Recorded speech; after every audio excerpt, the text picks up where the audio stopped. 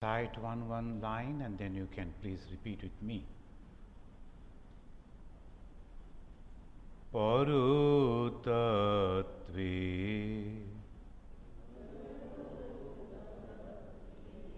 Sadalino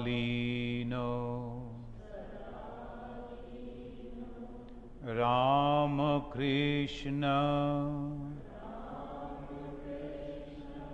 Samagaya Yo Dharma Sthapanarato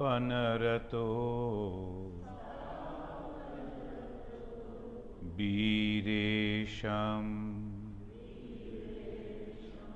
Tam Namamyaham Biresham Tam Namamyaham.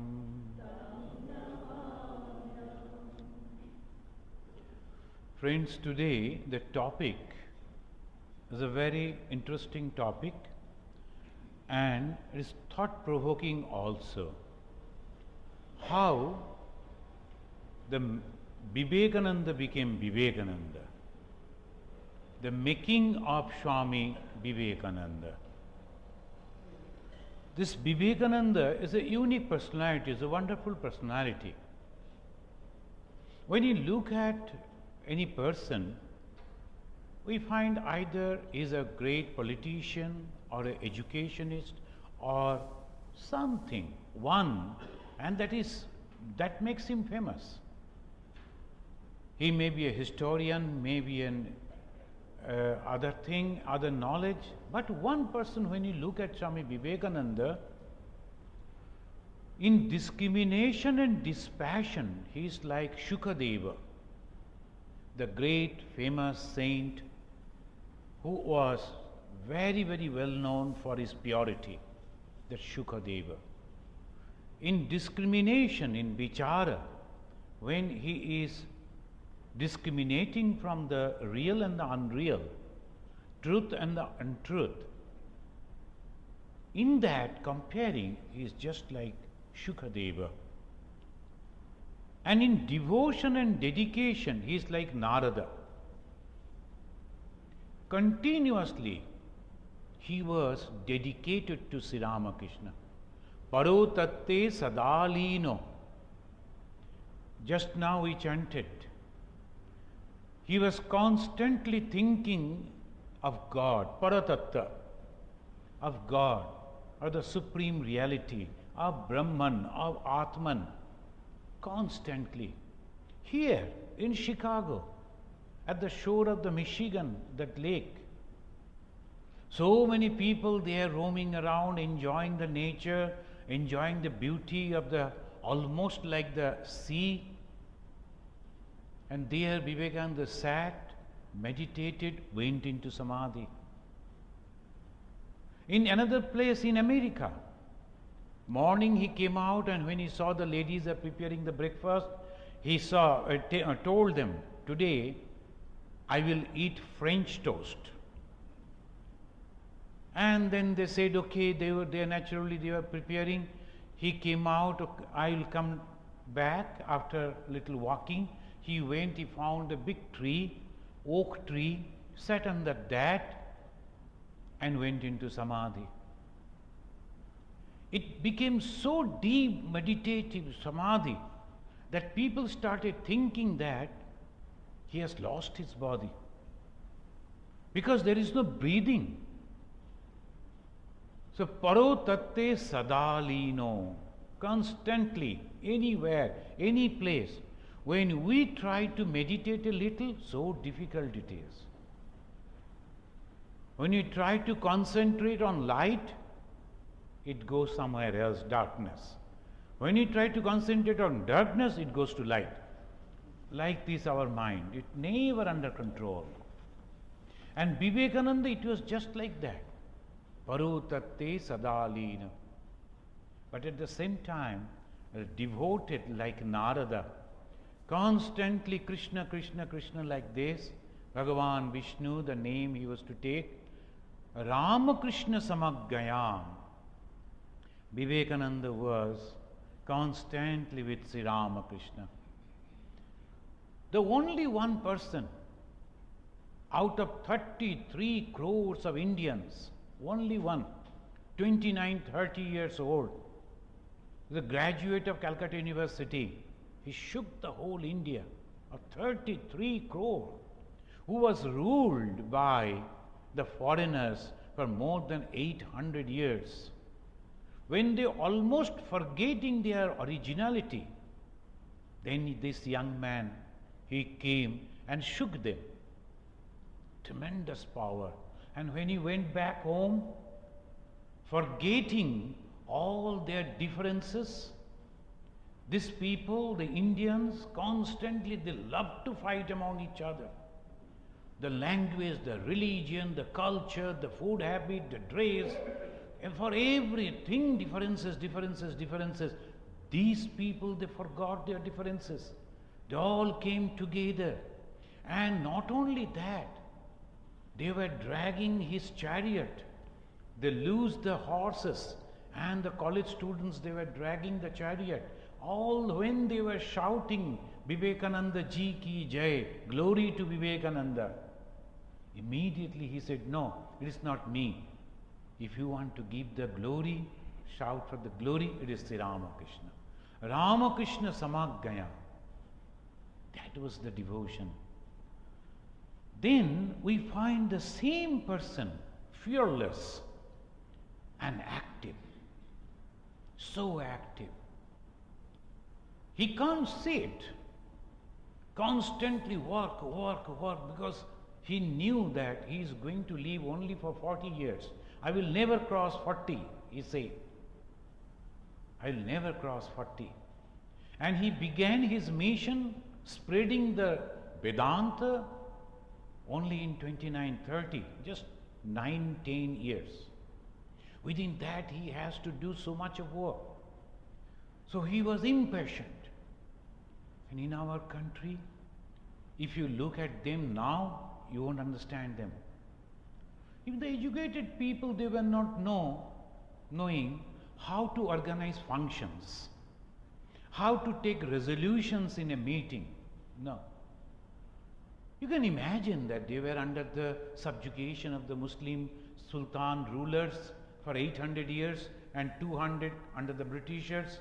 They were only knowing how to eat, sleep and making merry. That's a little bit of that. So organizing capacity was zero. Vivekananda writing from here, long letters. How to organize a little meeting. Today we are here organizing the meeting, sending the flyers, come over here, registered, and so many things we can do. And that time the big people, they were not knowing what to do. And these young men sitting over here far, thousands of miles away, he was writing, invite these people, organize a meeting, ask them to speak, and then make a resolution. These, then get the signature, send that paper to me.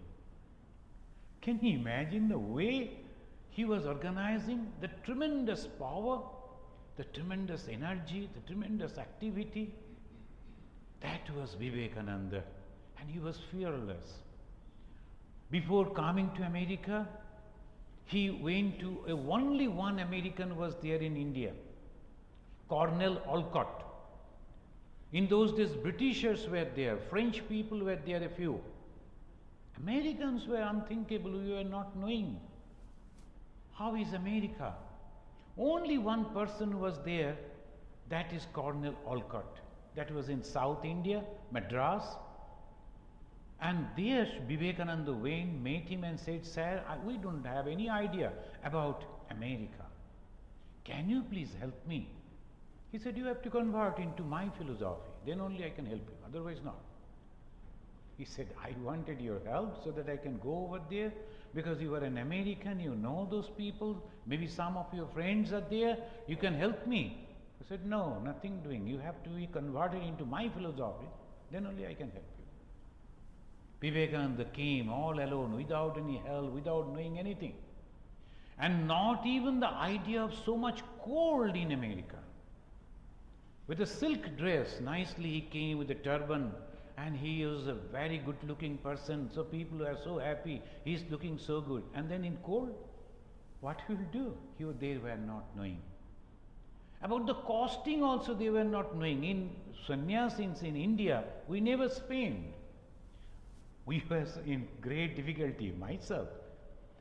Because we never pay anywhere. Wherever we go in India, they always give us. So it has become a habit for 40 years. So we went to a place where we were not having any temple or any devotee. So we thought, why not try in the hotel? The manager told, yes, you can stay in any room. So we thought any room, so we chose the best room. And it was so costly, we were not knowing. And there was a bell. The moment you ring, immediately person come and used to, hey, bring tea, bring coffee. We never knew the room service so costly. Then ultimately, when I came to know, it was already 5,000 bill, and we were having only 2,000 in our pocket. And some old, these watches. So we were thinking that, my God, what will happen? Now they will ask us to sweep and clean, and then only 1 month we have to do that to pay the balance 3,000. What will happen? Then again the God came, suddenly one devotee came and he said, no, you need not to pay anything. So Vivekananda was also not knowing that it will be so costly over here in America. Everything is costly. I went to Pune and I wanted to purchase some biscuits and loaf and all that. I went to the shop and I was touching, how much is this, how much is this one? I was just choosing because night I will travel in the train. So I was thinking I will purchase. That man, okay Swamiji, I told, how much is cost? Then he brought all his family. They made pranam. And whatever things I touched, all they brought and gave it to me. This is India. Now here you come, anything you touch, pay. So what to do? So naturally it is so difficult. When Vivekananda came, he was not knowing that it is so costly over here. So obviously, for the monks also, so this is Vivekananda fearless. He wrote, that Cornell Alcott, he wrote, let the devil die in cold and hunger. But Vivekananda afterwards replied to his disciples, this devil is not born to die. So fearless. Just imagine if someone asks us to go from here to some other place. Immediately we think about, and nowadays Google is the best friend, you just open, you get all information, right or wrong, you get the information. But in those days there was nothing, and Vivekananda came all alone over here. Tremendous courage. And this fearlessness and activity for the betterment of the poor, poverty-stricken people of India and Asia. And that is the Shakti of Mahavira. So we find in one person, he is the discriminative and at the same time dispassionate like the Shukadeva. He is devoted and dedicated like Narada. And he is fearless and active like Mahavira. At the same time, he is calm and meditative like Shiva himself. In every situation, he was very calm and quiet. When people were criticizing him, that time also. So we will be discussing how he got, where from he learned these qualities. His love for truth. You're just like Sri Ramachandra. He never deviated from the truth.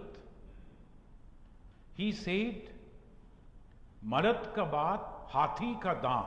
In Hindi they say. When you say something, you must practice that. You must follow that. You must perform that. Like the tusk of an elephant, when it comes out, it never goes back. Marat ka baat, hathi ka daant. That was Vivekananda. Once he said, I will do, he will surely. Just like that. He never deviated. He said, a person giving you a donation, you must ask him what purpose he is donating. And you must spend that money for that particular purpose. You cannot use that money for other purposes.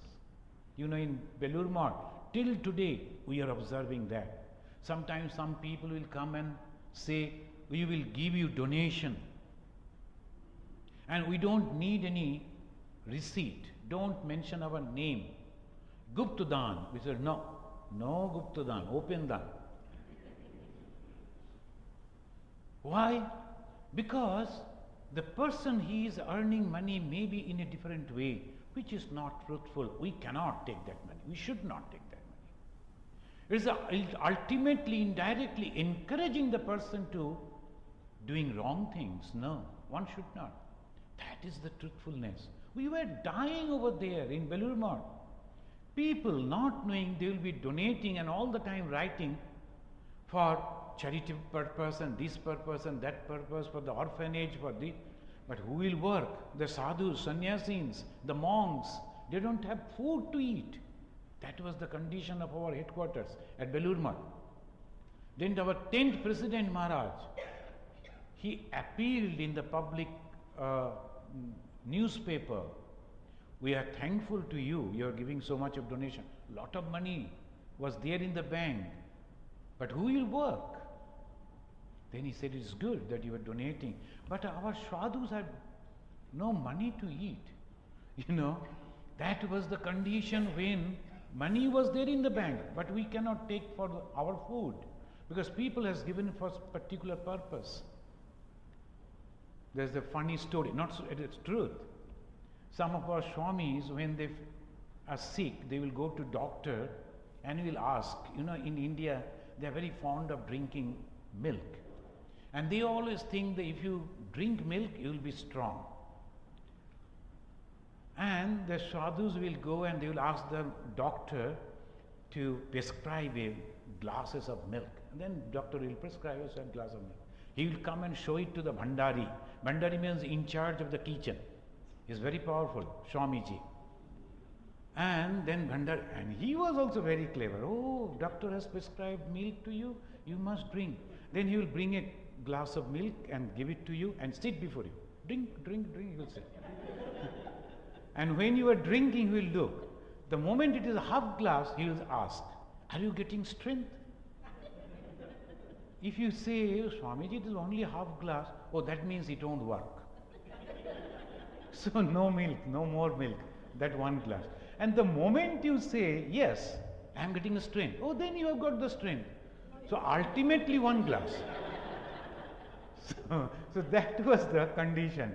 So we knew that. And till today in Belur Math, we always make the fun like this. There is a quantity of tea and sugar and milk, and no quantity for water. So if there is a number of monks or more, water will be more. For the same tea, same milk, same sugar. And when it is tasteless, we know there is many people have come. And when it is tasty, we know some people have gone out. So that way the measurement. So that is the condition till now. Because truth, truth, truth. Satya. Why?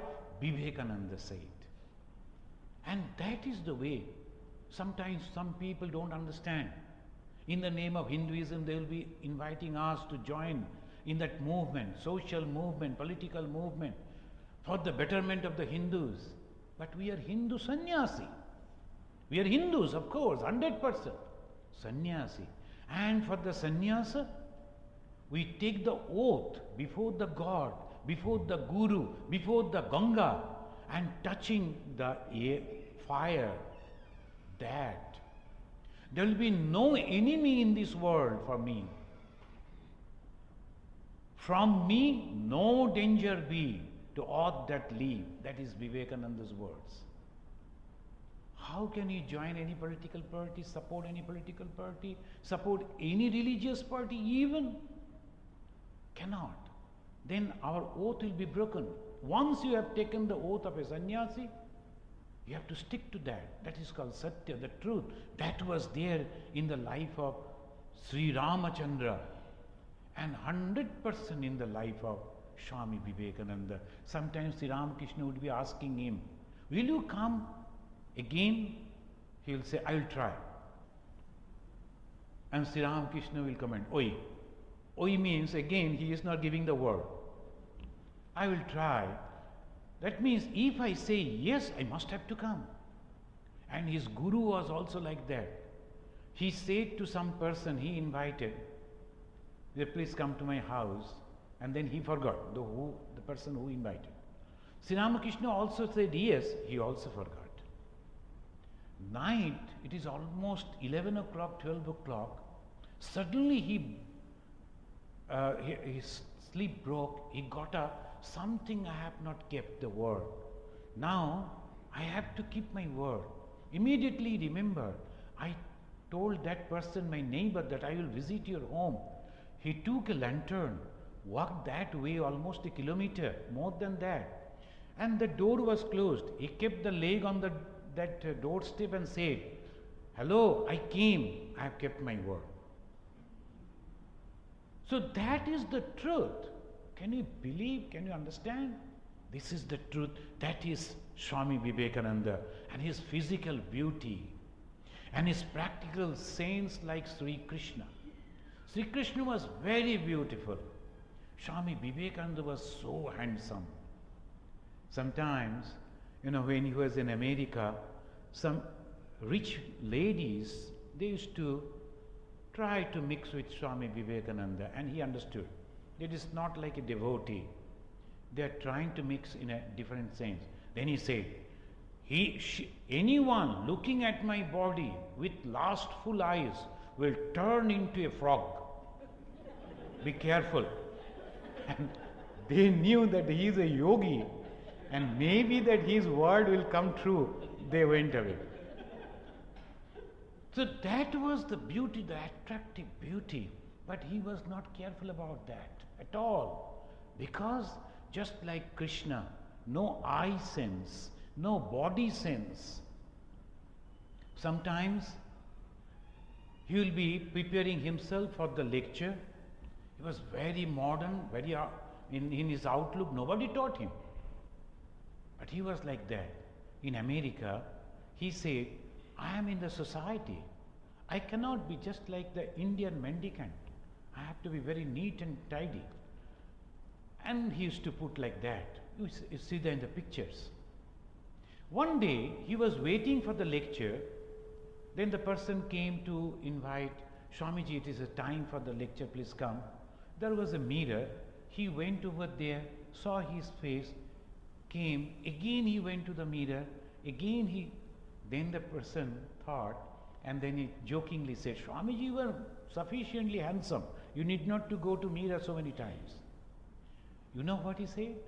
No, not for that. I can't remember myself. He was not having the body sense at all. That was like the Krishna.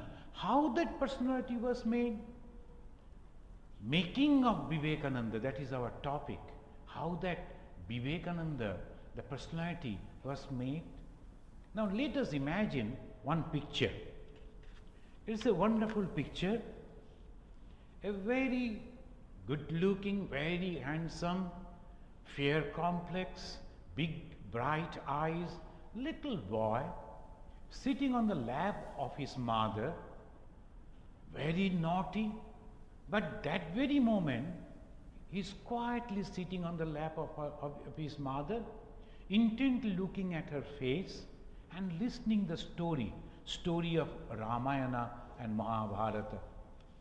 The boy was Vireshwar, and in short they used to call him, in Bengali they always make the name short, Bile. He became Bile. Vireshwar became Bile. Bile was sitting on the lap of his mother, listening the story. And what the story was, Bhuvaneshwari Devi, she was very, very beautiful lady one of the beautiful lady in whole Calcutta. Her mother was more beautiful than her. That beauty came to Vivekananda in the physically. She was well-learned lady. Though she didn't attain the school, but her father was a very known person, renowned person. So Nandalal Bose, very famous family in Calcutta. Their only child, this Bhuvaneshwari Devi, her son was Bile, this Narendranath, afterwards Vivekananda. This Bile was sitting on the lap of the mother. Her mother has wonderful capacity. That is, only she heard something, she will remember all through her life. And that way, she memorized all the stories of the Ramayana and Mahabharata. And she was a very good storyteller. She used to tell the story to Narendra, and that naughty boy, he will be quietly sitting and listening to the story, imbibing all those things of Hanumana, Rama, like that and that. So we can imagine that Making of Vivekananda began on the lap of the mother. So this Making of Vivekananda, courage and devotion of Hanumana. And afterwards, Swami Vivekananda said, I am indebted to my mother for all my knowledge. I am indebted to my mother for all of my knowledge. So that was the knowledge he got from his mother. His mother, in those days, she knew good English. And it was unthinkable. Even the Bengali gentleman not knowing the English, but as because his father was very broad-minded, he kept that ladies were not allowed to go into the schools in those days. Now it is a must. You must send. Otherwise, government will come on you. Why you are not sending the children to the school? Now, those days, they were not. But his mother was English educated. So she used to teach English to I am indebted to my mother. The mother of Vivekananda, Bhuvaneshwari Devi, was the only child of Nandalal Bose. She was not only beautiful, exceptionally intelligent, noted for her unusual memory. And you'll be wondering, she had the habit of reading 4 hours every day. Even sometimes she won't get any book, anything, she will read almanac. But 4 hours she should read. And the same habit was having the mother of Rabindranath Tagore. This is very peculiar. So coincidence or whatever. Both the mothers were educated. And Narendranath, Vivekananda's mother Bhuvaneshwari Devi, and mother of Rabindranath Tagore, Sarada Devi. They both were having the same type of quality. Here, she had a very sweet voice, like Vivekananda's father also was very sweet voice. And she used to sing, and how she used to learn the songs from the beggars. In those days, the beggars, they used to come and sing beautiful songs. And sometimes in my childhood days also I have heard some of the beggars will be coming, standing before your main door. They will be singing. They won't ask money or anything. If you give it, it's okay. Otherwise, they will simply sing. Sometimes they will be singing in such a nice way, the tears will roll down. At so much the devotional song they used to sing. And mother, she learned that song.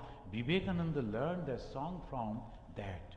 The contribution of Vishwanath Datta, the Vivekananda's father, is Narendranath.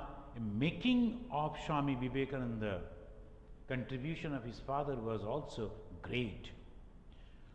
Vishwanath Datta's grandfather, the great-grandfather of Swami Vivekananda, Ram Mohan Datta, was a very rich man. The Ram Mohan Datta, then afterwards his son, Durga Prasad, he was also very intelligent. He passed law and he was earning also money. Everything was going on smoothly. Suddenly, at the age of 25, when Vivekananda's father was born, Vishwanath Datta was born, this 25 years young man suddenly got dispassion and left the home, became a sannyasi, the Durga Prasad. And Durga Prasad influence was great on Swami Vivekananda. So making of Vivekananda, the whole family, because of his renunciation, he was having everything. But still he renounced and he left and never came back. So this influence was on Vivekananda. Vishwanath, he was growing up under the care of his mother, but at the age of 10, his mother also passed away and he became totally orphan. And you know the orphan in the whole world, they always suffer. And Vishwanath also suffered a lot because all their relatives took away all the property. And Vishwanath was growing up just like an ordinary orphan. Sometimes food, sometimes no, but he was very intelligent. Afterwards he became attorney at law in Calcutta High Court and started earning so much. And he was knowing Bengali, English, Persian, Arabic, Urdu, Hindi, Sanskrit, all the languages. And that is why he got a lot of opportunity to go to different places. And this way, Vishwanath Datta earned a great deal of money, but he used to give away all his money. So people used to call him Data Vishwanath, the charitable Vishwanath.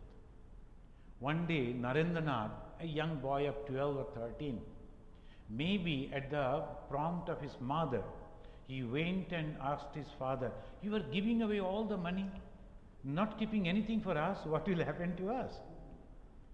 His father immediately understood. He said, "Come with me."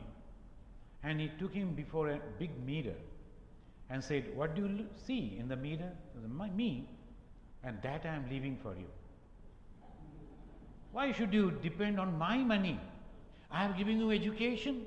I am giving you all the other things. You stand on your own feet. Don't depend on my money. I have to give it to the poor because they don't have anything. They are very weak." And Vivekananda, the young Narendranath, learned the compassion for the poor. And someday, sometimes, and he will be giving the money to some people who are used to use that money for the intoxication. Narendranath, he thought that father doesn't know how his money they are utilizing. So he told his father, "You know, you are giving the money to the such and such person. He takes the drink and then he is intoxicated in the evening." Then his father said, "How you can understand the great misery of human life? When you realize it, you will sympathize with the poor creatures who try to forget their sorrows in the momentary oblivion through intoxicants." Look at the heart of the person. He knew how they are utilizing the money, but still he was helping them. Anyone coming to Vishwanath Datta, he will be. And Narendranath also learned like that. His minds also became so broad. The Vishwanath Datta, he was a very, and for everything he has a broad-mindedness, the Vishwanath Datta, same thing. Nothing should be accepted without testing, examining. That was Vishwanath Datta's attitude. Narendranath also developed that attitude. In those days, you know that you have to always understand, this is the 150th birth anniversary of Vivekananda. So obviously, nearly almost 200 years ago, what was the condition of the Indian society? They were very fond of smoking hubble bubble. Nowadays, If you go to somebody's house, they will be offering you a cup of tea or coffee, something like that. Because that is nowadays it is a habit. In those days, they used to offer hubble bubble. And in Bengali, they used to say, Ashun, Boshun, Tamak Khan. Come, sit and smoke. That was the system. And everybody used to smoke like that, even the young boys. And when a 13 years, 14 years boy, not a young boy, is a matured boy, because the lifespan was only 50, that much. So he will be marrying within the 16. Then he will, when he is 40, he is an old man, they used to say. When Sri Ramakrishna was only 45 years old, Swami Vivekananda used to call him, look at that old man, 45 years old. So naturally, so that was the whole situation we have to keep in mind. Here, hubble bubble, different hubble bubbles used to hang. Why? Because so many varieties of different types of people are coming to his father, Vishwanath Datta. Brahmin, they will be written, Brahmin hubble bubble. Then Kshatriya hubble bubble, and like that, a caste. And one day, Narendranath asked his father, why so many? The people can come and bring, smoke from one. He said, no. If they are touching the other's hubble bubble, they will lose their caste. One day his father came and he saw that young kid, he is smoking from each one, little. And when he asked why, he was thinking maybe that he is becoming intoxicated. He said, no, I am actually testing how I can lose my caste. So that was the mentality, exactly scientific mentality.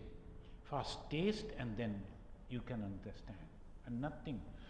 Then afterwards, this Narendranath, he was getting everything from his father and his mother. Let us recapitulate that the incident from the life of Narendranath Vivekananda, which will help us to understand how his parents helped in making Swami Vivekananda. Here, he had a full faith in Hindu mythology, because his mother used to speak about the Ramayana. You know, in our childhood also we used to hear the stories of Ramayana and Mahabharata. Something happened in my life also. When I was coming back from the school all alone, walking down, suddenly I found there's a stage and Ramayana is going on, and particular scene was going on. Rama is asking Sita to go away in banishment. And Sita is crying and wailing, she poor lady, where she will go. And I also got so much compassionate about Sita, how if they are removing her, where she will go. Then Sita went down at the backside of the stage. I went to the back to see the Sita, where the Sita is going.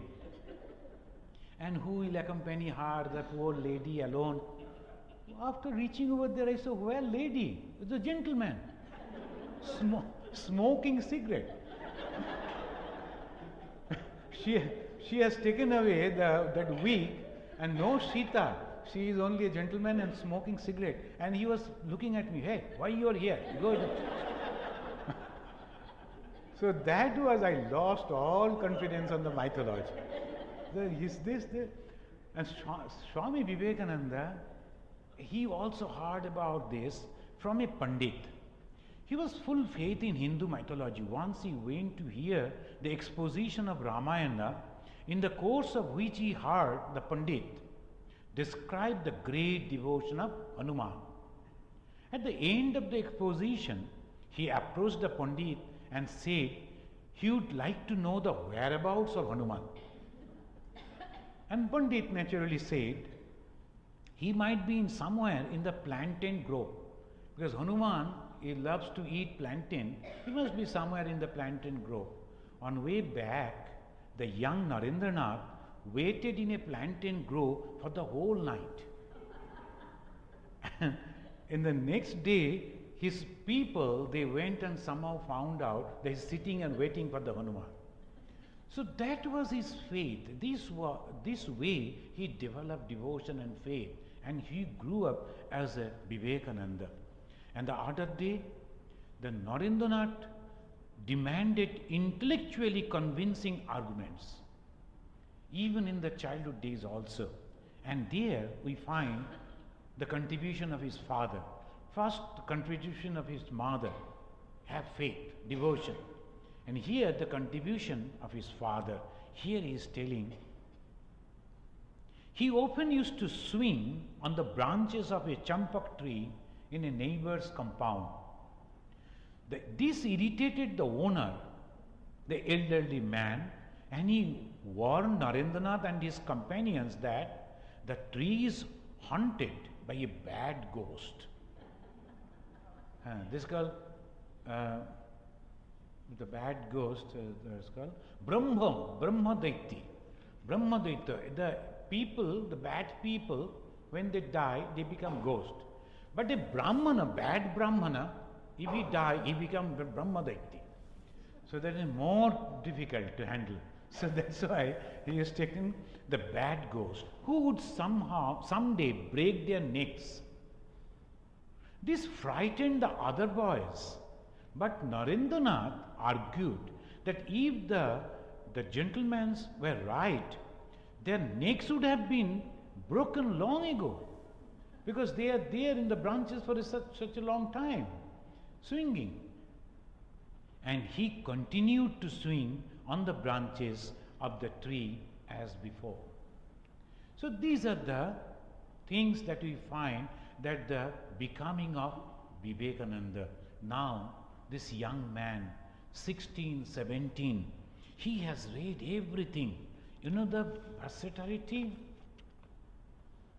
He was a scholar in philosophy, 6 systems of Indian philosophy and Western philosophy. Then the history, social science, art, literature, other subject. He had interest in scriptural text, Vedas, Upanishad, Bhagavad Gita, Ramayana, Mahabharata, Purana. Then he was versed in classical music, and both vocal and instrumental, and active interest in physical exercise, sports and other organizational activities all over. He was a boxer. He used to practice boxing, and in competition he won that medal also, a butterfly, that was the medal. So that way, a very manly type of personality, very highly intellectual.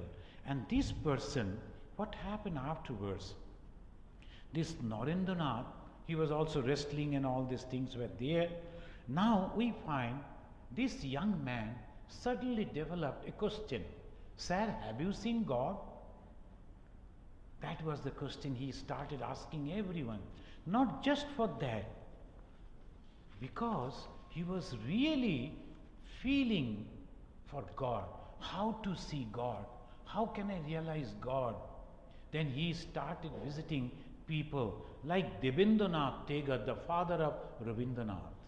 He went to Debendranath and he asked the same thing. Sir, have you seen God? But the Debendranath could not give him proper reply. He said, Naren, you have a very big eyes, beautiful eyes. Someday you will surely see God. And he didn't reply anything, but he was disgusted. He came back. Suddenly he came to know from one of his European professor and British professor, if you like to know the supernatural things, how a person can experience in this world, supernatural, transcendental, go to Dakshineshwar. So how the things are coming. And after hearing him and after listening from other people, one day he came to Dakshineshwar. He made the Sri Ramakrishna, very simple type of person. Our Debendranath Thakur was a landlord. So naturally you can understand. And he used to live not on the land, on the Ganga itself, on a boat, a huge boat, houseboat. So naturally those things were there. And when he went to Sri Ramakrishna, very simple person. One gentleman came and he saw Sri Ramakrishna standing over there. He thought he's an ordinary person taking care of the garden. He said, "Hey, go and pick a flower for me." Sri Ramakrishna went and plucked the flower and gave it to him. So there was no, that type of personality Sri Narendranath is meeting. The moment he said, "Sir, have you seen God?" Immediately, as in English they say, pat came the answer. Immediately the answer came. Yes, I see him just as I see you here, and I see him in much intense sense. God can be realized. One can see and talk to him as I am doing with you. Look at it. God can be realized. But who cared to do so? People shed torrents of tears for their wife and children, for their wealth and property, but who does so for the sake of God? If one weeps sincerely for him, he surely manifests himself. Sri Ramakrishna is telling him, if you can really cry for God, you can see God. 24 hours only. All through your life you need not to cry. But crying really for the sake of God, only 24 hours. One Swami, I think in San Francisco somewhere, in one of his lectures, he said, if you can cry sincerely for God 24 hours, you will realize God. Immediately, an American lady wanted to test that. And she closed the door and started crying. After 5 minutes, she found it's difficult to cry. Because there is no object to cry. So it's so difficult. Then when I was in a school in Purulia, one new young boy came, he was admitted. It was a hostel. So young boys in the class 4 standard, they were in the hostel. Naturally they felt for their mother. One boy was crying and shout, with a great sound he was crying. I was in church. Then I told, see, you are crying so loudly and people are disturbed. Can you cry silently? Then he said, I'll try, but I cannot stop crying because I am feeling for my mother. I cannot stop. I told, you continue. Take that chair, go and sit on that window, by the side of the window, cry. And when I finish with the other people, then I will talk with you. That is a very funny story, I remember. And after some time he was looking at me and he was asking, when you will complete your work? I cannot continue my crying. I told, what? You remember your mother and cry. And he said, I am trying to remember, but I cannot cry. No more I can cry. Anyway, I told, okay, what do you want? And he said, I like to talk to my mother. And what for? I will tell her that you don't care for me, you need not to come to me, see me, because I will become a sannyasi. I told your mother will understand it. If you become a sannyasi, she will understand. So, no, I like to just tell one word. Don't come to me like that. I told, okay, over telephone will do? Yes, he said. Then I sent my peon to another office. This is a big area. So I told another office, you go. From there, over intercom, you give a ring. And the peon was very fond of doing jatra, the acting and all that. In the female tune, you say, Baba, how are you? I'll be coming, I'll be bringing food for you. Like that, as a mother, they say to the children. And he was excited. He went over there, he rang. I said, now, your mother may be there, you talk to. And perhaps he did little over acting. And anyway, the boy was satisfied. Afterwards, he was going, but he was looking at me. I told, do you like to say something? Then he said, why my mother's voice has changed? So like this, the children, they always do. So here we find, when we are trying to cry, we cannot, particularly for God. And Sri Ramakrishna is telling, can you cry for God? The same thing Jesus Christ did when someone asked, what type of longing you need to realize God? He said, come with me. and there was a river. He just went down and then put his head down inside the water. And when he was gasping for the air, he left. Then like this you have to feel. As you are feeling for the air, you have to feel for God. Sri Ramakrishna taught, and Swami Vivekananda started practicing. The young boy trying to realize God day and night. All alone he was there under the deep spiritual arch. He was then found observing hard ascetic practices, Narendranath. Staying in his grandmother's house, away from his parents and other relatives, following a strict vegetarian diet, sleeping on the bare ground or on an ordinary quilt, and as accordant with the strict rule of the brahmachari, he was practicing. Then sometimes he'll be going to the Dakshineshwar all alone and sitting over there under the banyan tree, whole night he will meditate. Thousands of mosquitoes will be sitting on his body biting. No care. Girish Chandra Ghosh, he ventured. He thought, I will also go with Naren and meditate. He sat, not even a minute or so. So much of mosquito biting. How can you meditate? Then he came and saw Narendranath is sitting just like a stone image. Thousands of mosquitoes sitting on his body, bare body, just like a blanket, black blanket. That was the practice he was doing, and transforming himself into Vivekananda. Slowly, Ramakrishna was trying to tell him that as you see the outside world, all the people, all the creatures, all they are moving, they are nothing but God. Anything that you see is nothing but God. But Narendranath won't believe. How can they be God? The person who is stealing, the person who is lying, the person who is living in a very filthy type of a living, they are all gods. Sri Ramakrishna said yes. But young Narendra won't understand. Then one day so happened, Sri Ramakrishna went and he was laughing, quoting Sri Ramakrishna's words. He was laughing, making fun with his friend. Sri Ramakrishna came and touched him once. And immediately the whole thing changed. And he understood all this nothing but the same God, manifested in different names and form. That is Vedanta. Sometimes some people will be telling, we know Vedanta. No, you cannot. You cannot know Vedanta. You can realize Vedanta.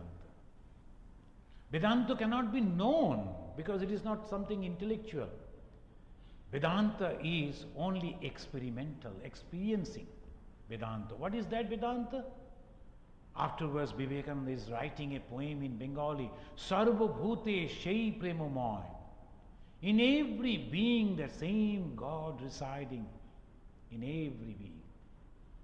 So that is called Vedanta. Yesterday, I went to Hindu temple, Lemon, we were explaining the Vedanta. And there I was telling them, quoting from the Rig Veda, Shetashara Upanishad, then all Upanishad, same thing they are telling. Even in the Bhagavad Gita also, Sri Krishna said, Sutre Manigana Iva, I am present in every being. As you see the gems connected with each and every one, though separated, because inside there is a thread. Similarly, all the being that you see, inside it is me, God. That is Vedanta. You have to realize it. Sri Ramakrishna touched him. He realized it. But afterwards he was not satisfied. It was only the blessings of my Guru. Where is my effort? This is the beauty in Narendranath. All in Asian people, they always try to depend on others. But American and European people, I appreciate, Vivekananda appreciated, because they always like to do themselves. I have quoted so many times, when I went to here in America, downtown Chicago, There one little girl came and there was a switch. If you touch the switch, immediately you see the so many fishes, different type of variety of fishes. But unless you touch the switch, then there is no light inside. And she was trying to find out the switch. Then I told, can I help you? Immediately she turned and told, no, I will find out. I will do it. And she was not finding out. Then afterwards she started doing this, beating every place, and suddenly it touched, light came and she looked at me. See, I have done it. I liked it very much. I want that education, Swami Vivekananda said. I want that education by which one can stand on his own feet. Why should we depend? When everywhere in our Asian countries, they will be giving you relief, relief and relief. Giving the dole, and we are loved so much. All the time, love to give and give. And we think we are earning a lot of blessings from God. Maybe, I don't know. But the thing is, we are making people weak. Here, Sri Ramakrishna is telling. He was that day, he was explaining, I will conclude over here, he was explaining about the Vaishnava, the famous dictum. The Vaishnava always say, Name Ruchi, Jive Daya, Vaishnav Seva. Name Ruchi means relish for the name of God. Name Ruchi. The Vaishnava, they always follow these three things. Compassion for all creatures, Jive Daya. Then service to the Lord's devotees, Vaishnava Seva. After uttering these three, when he wanted to explain, Sri Ramakrishna went into deep meditation. Then came out and he said, thou fool, an insignificant worm, and you say, how can you? Who art thou to show compassion to all others? You cannot show compassion. All hard. Only Vivekananda realized. Vivekananda only understood. All heard him telling like this. Who are you to show your compassion on others? Do you have that type of capacity? Nothing. And immediately Narendranath realized no other. And he said, what a wonderful word. If I ever get the opportunity, I will explain it to all. Making of Vivekananda.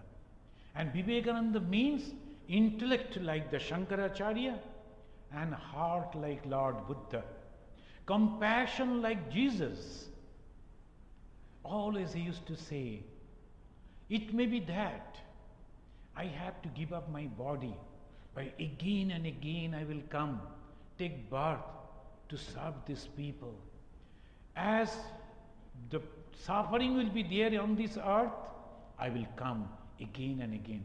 And he is telling sometimes, can you go and serve these living gods? The moving tabernacles, the moving temples, the Taj Mahal. Taj Mahal means the beautiful, that is living gods, the human being. We do not understand.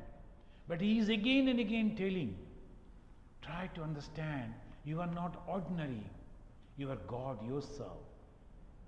He is telling freedom, freedom, freedom. Freedom is the song of the soul.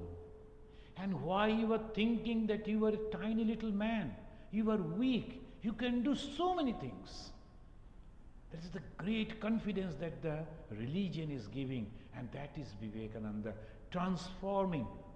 He traveled the length and breadth of India, everywhere, from Kashmir to Kanyakumari, from Gujarat to Assam. He traveled, and mostly living in the hearts and also in the palaces, mixing with the highly qualified people and also talking with the fools, illiterate.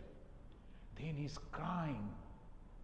He's literally crying and saying, lo, the descendants of the rishis have become next door neighbor to brutes. That is Vivekananda. That is the practical Vedanta. And that is called spirituality. The life of Vivekananda is nothing but spirituality. Whatever you do in this world is nothing but the spirituality transforming. That is the training of Vivekananda. The one little boy who used to listen stories sitting on the lap of his mother, transforming slowly through his own experiences, through his meditation, through his austerity, through his reading, to Vivekananda. And what is Vivekananda? Is he an Indian? Is he a Hindu? Is he a Vedantin? No. He is a lover of humanity. And he used to say, my special object of worship is the poor, the downtrodden, the illiterate, the oppressed. And finally he said, whoever will work for me, my power will enter into him. What was the power of Vivekananda? Look at it. If we go out, can we convince a single person? No. But Vivekananda was convincing thousands in America, in Great Britain, in France, in Germany, and they were not ordinary people. The philosophers, the very rich people, they were coming in contact with Vivekananda and they were appreciating his knowledge. Is it so easy? So that is Vivekananda. And Sri Ramakrishna said, who is this Vivekananda? The Shiva himself. It's not the Shiva that we made. It's the original Shiva came down. And his mother, who is to worship the Shiva regularly, daily, years together, only with one prayer. Oh Shiva, I want you as my son. And one day she saw the dream. The Shiva is getting up from his meditation and coming to her, asking, I am coming to be your son. Vivekananda is Shiva.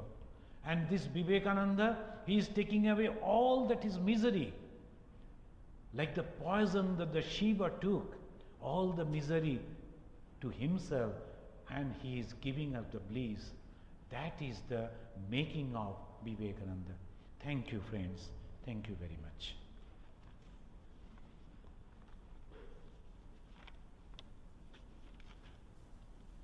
Once again, we will utter that pranam mantra and we will conclude. Parutatve sadalino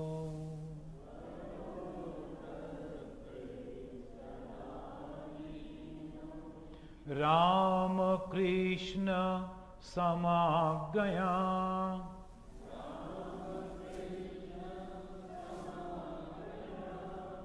Yo dharma sthapanarato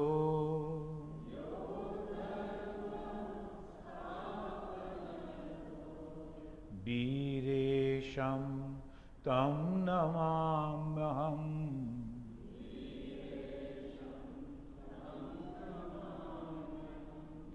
Biresham tam namamyam